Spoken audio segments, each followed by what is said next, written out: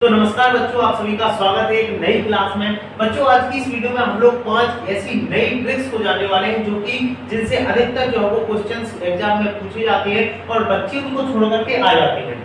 देखिएगा, यहाँ पर हमारा सबसे पहला सवाल होने वाला है। यहाँ पर कुछ इस तरीके की संख्याएं लिखी होती हैं और इन पर अगर घात सेम है और यहाँ पर संख्या भी सेम लिखी हुई है, तो अब आप लोगों को इस क्वेश्चन को किस तरीके से हल करना है, चलिए आप लोग समझते हैं पहले। और यहाँ पर अब आप लोग को सबसे पहले देखना कि अगर यहाँ पर संख्या सेम है तो आप लोग को संख्या को यहाँ पर एक बार लिख लेना।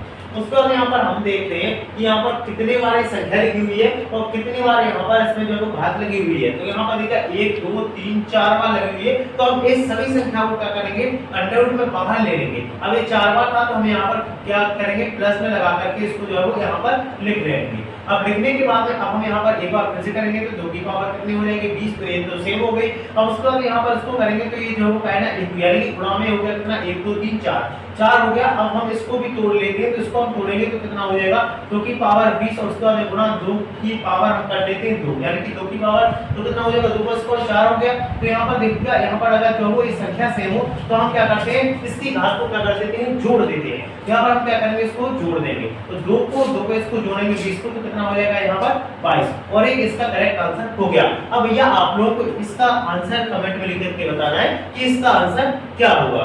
ये हम लोग चलते हैं दूसरे नंबर वाली ट्रिक पर। तो यहाँ पर अगर कुछ इस तरीके का क्वेश्चन आ जाए, मैं आप लोगों को बता दूं, ये वाला क्वेश्चन हमारा जो है ना सीजीएल में पूछा गया था और ज्यादातर बच्चे इसको छोड़ करके आ गए। तो आप लोग को ऐसी गलती नहीं करना है। हम देखते हैं इस वाले क्वेश्चन को आप लोग हल किस तरीके से करेंगे। देखिए, यहाँ पर रूट के अंदर 5 हो या पर कोई भी संख्या हो और यहाँ पर सीधी डिवाइड यानी कि वही संख्या बार बार आ रही हो, तो अब इसको किस तरीके से हल करेंगे। देखिए, रूट का मतलब होता है 2, यहाँ पर कितना होता है 2 और 2 पे पावर अगर हम लगाते हैं तो 2 पे पावर यहाँ पर हम देखेंगे कितनी लगी हुई है। तो इस रूट पे लगा हुआ है, फिर इस रूट पे लगा हुआ है, इस रूट पे लगा हुआ है, तो कितना लगा हुआ है 4 बार। तो यहाँ पर हम क्या करेंगे, 2 की पावर कितना कर लेंगे 4 कर लेंगे। तो 2 का पावर 4 करेंगे तो कितना हो जाएगा 2 दूनी 4 4 दूनी 8 दूनी 16। तो यहाँ पर कितना हो जाएगा 16। अब हम यहाँ पर क्या रखेंगे, जो यहाँ पर संख्या आ रही है इसको यहाँ पर हम सबसे पहले लिख लेंगे और यहाँ पर हम कितना घात लगाएंगे 16। यहाँ पर ये वाला 16 हम यहाँ पर लिख लेंगे और उसके बाद में क्या करेंगे कि इसमें हम खुद से एक कम कर देंगे, यानी क्या करेंगे एक खुद से क्या कर देंगे, कम कर देंगे। तो यहाँ पर कितना हो जाएगा 15। तो ये इसका करेक्ट आंसर हो गया। आप लोगों को इस तरीके के क्वेश्चंस को बिल्कुल भी एग्जाम में छोड़ करके नहीं आना है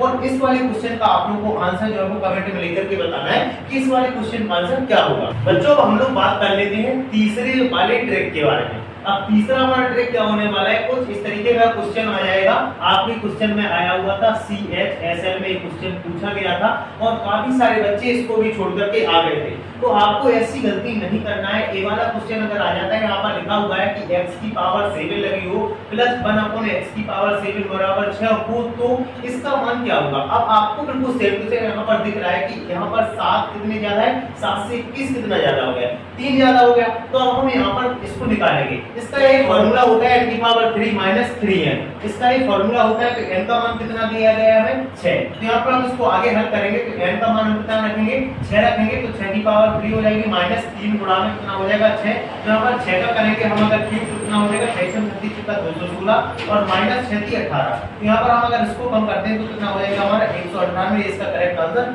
हो गया। तो इसी तरीके से अगर आपका कुछ भी ऊपर पावर लिखा हुआ हो और नीचे कुछ भी पावर लिखा हुआ हो, उसका कितने भी गुना हो, तो आप उसको बिल्कुल आसानी से निकाल सकते हो। यहाँ पर हमने ये निकाल करके आपको दिखा दिया। आप भी इस तरीके के क्वेश्चन को बिल्कुल भी एग्जाम में छोड़ करके नहीं आना।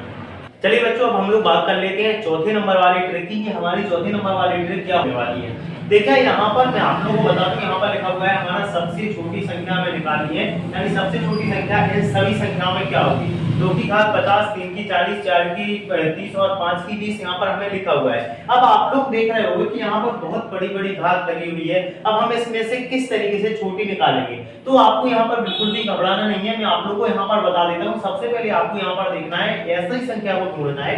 यहाँ पर आप इन ऊपर वाली संख्याओं का क्या एलसीएम भी ले सकते हैं, नहीं तो आप लोग को एक ऐसी संख्या को ढूंढना है जिनसे ये सभी संख्याएं कट जाए। हम यहाँ पर 10 से लगा लेते हैं, तो 10 से काटेंगे 10 गुना 20 हो जाएगा, 10 तिया 30, 10 चौको 40 और 10 गुना 50। तो यहाँ पर हमारा ये कट गया। अब यहाँ पर हम करते हैं तो 2 का भाग 5 बार करेंगे, यानी कि 2 का गुणा 5 बार करेंगे, सॉरी। तो यहाँ पर 2 का करेंगे तो 2 दूनी 4, 4 दूनी 8, 8 दूनी 16, 16 दूनी कितना हो जाएगा 32, ये हमारा 32 हो गया।